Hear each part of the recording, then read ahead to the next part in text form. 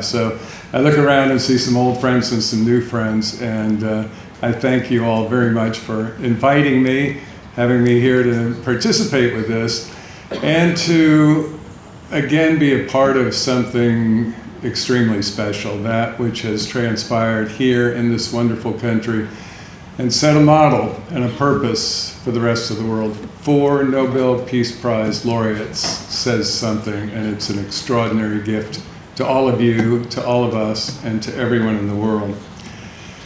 I also want to thank Anne for that wonderful introduction. I do think I have to say, after her remark about being appointed by U.S. presidents, I probably need to do a disclaimer at this point. Not unlike that which you hear on television broadcasts, you know, the policies and words of this administration in America do not necessarily reflect the policies and words of this speaker, the management of Fresh Ministries. But anyway, we're going to get through all that. The point is, in terms of all being here together, that we have opportunity. I look as somebody who's worked for a very long time in the world. I am so impressed with the leadership of Rotary. Anna Marie has been a big influence. You know, all of us probably have little pings from WhatsApp going off day and night from events that are going on, and Anna Marie is driving so much of this. But the ICC host committee, all of the different clubs, everyone throughout the world, the work that you do is remarkable, and I'm very glad to be here with you today. I want to start with a story that I almost always start with, A, because I like it, and B, because it lifts up a part of human nature that I think gives us a snapshot of who we are. And it goes like this. I was walking across a bridge one day, and I saw a man standing on the edge about to jump, and I ran over and I said, "Stop, don't do it." "Well, why shouldn't I?" he said. Well, I said, "There's so much to live for." "Well, like what?" "Well, are you religious?" He said, "Yes." I said, "Me too. Are you Christian or Buddhist?" He said, I'm Christian." I said, "Me too. Are you Catholic or Protestant?" He said, "Protestant." I said, "Me too. Are you Anglican or Baptist?" He said, "Baptist." I said, "Wow, me too. Are you Baptist Church of God or the Baptist Church of the Lord?" He said, "Baptist Church of God." And I said, "Me too. Are you the original Baptist Church of God or are you the Reformed Baptist Church of God?" And he said, "The Reformed Baptist Church of God." And I said, "Me too. Are you the Reformed Baptist Church of God, Reformation of 1879, or the Reformed Baptist Church of God, Reformation of 1915? And he said, "The Reformed Baptist Church of God, Reformation of 1915. "Well, die," I said, "you heretic scum," and I pushed him off the bridge.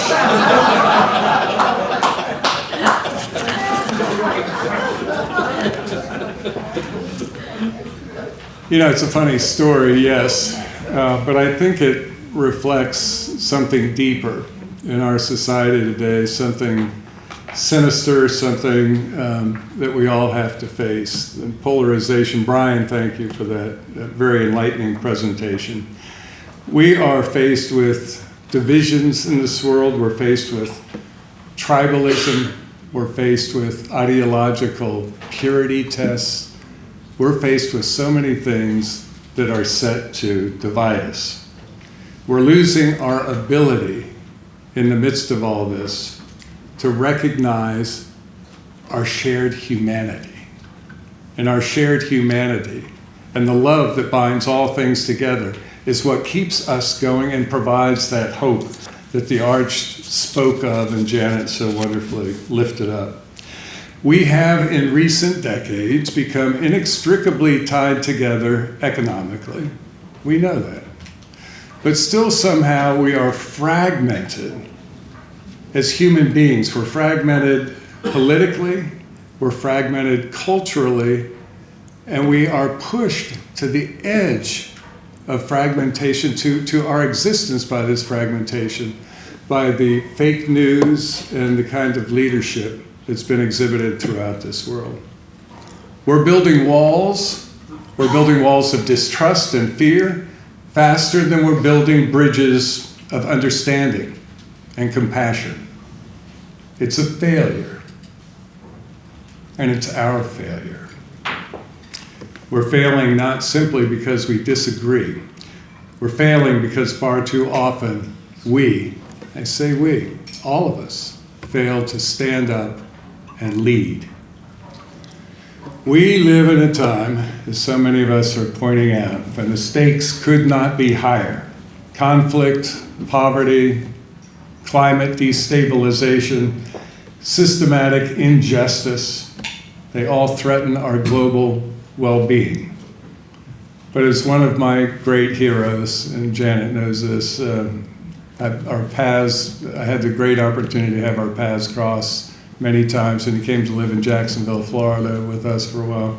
Archbishop Desmond Tutu, as he so powerfully said, if you're neutral in situations of injustice, you've chosen the side of the oppressor. Neutrality, inactivity, is no longer an option for any of us. Silence is no longer benign. And leadership is no longer the responsibility of the few. It is the obligation of all of us who recognize the urgency that's presented in this moment in time, in this world in which we live. Now I've been asked to tell you a little bit about what we do at Fresh Ministries, and we do an awful lot. I think there are cards on the table that talk about programs that we've initiated, launched over the years. But one of the ones that is nearest and dearest to my heart is the Desmond Tutu program to end global hunger. And, you know, it's the Desmond Tutu program because of all that Arch stood for. And I contacted him to ask him if we could put his name on this program. And he said, Robert, why would you want to put my name on your program? I said, well, because, Arch, it's your legacy. It's everything that you've stood for. It's about sustainability. It's about climate change. It's about poverty. It's about hunger. It's about lifting people up and, again, providing hope for all people. And he wrote me back and said nice things and said, okay, please go ahead. And with full-throated support from the Arch, it became the Desmond Tutu program to end global hunger. I'm going to share with you a little bit about what this is, and let's see if I can work this. Imagine for a second the horrors of hunger being erased through collaboration. And that's what we're doing here, right? We're collaborating. We're finding partnerships. That's why we networked last night. That's why we become friends. We join at the heart. And then the heads kick into gear and we figure out ways that we can work together and we can step up and lead. But imagine that we can eradicate the horrors of hunger. Imagine a world where nutrition is the cure. Where when we grow things and we teach people how to grow, they become healthy. The things most wanted by people when we work in communities, whether they're marginalized people in the United States or communities around the world, what parents want for their children is the opportunity to have hope, economic development, health, and security. Those are the three major components of the UN goals, both the sustainable and the millennium goals that we've had in years past. Now imagine that nutrition is the cure. Imagine climate smart growing, bringing dignity and health to people everywhere. Not only in food deserts, but anywhere we need to bring agriculture and livelihood and economic development to people, again, marginalized. Imagine perfect growth systems, growing futures for our family where they have something to look forward to, not only to eat, but sustainable projects, sustainable programs where they have a livelihood. They're feeding themselves, they're feeding others, and they continue to live and breathe as human beings with a hope that goes beyond our human understanding. Imagine agricultural education in every corner of the world. Imagine for the young people that it's not just the idea of farmers being people standing out in the field with a hoe, because that's what's killing agriculture. That is an unbelievable threat to our food system. But imagine instead that it becomes something cool that's technologically advanced, where young people are storming towards the program to be able to grow and to have a livelihood and to do something they think is meaningful. Imagine agribusiness development and lasting prosperity. Imagine growing anywhere, anytime, climate smart, off the grid without harming the planet.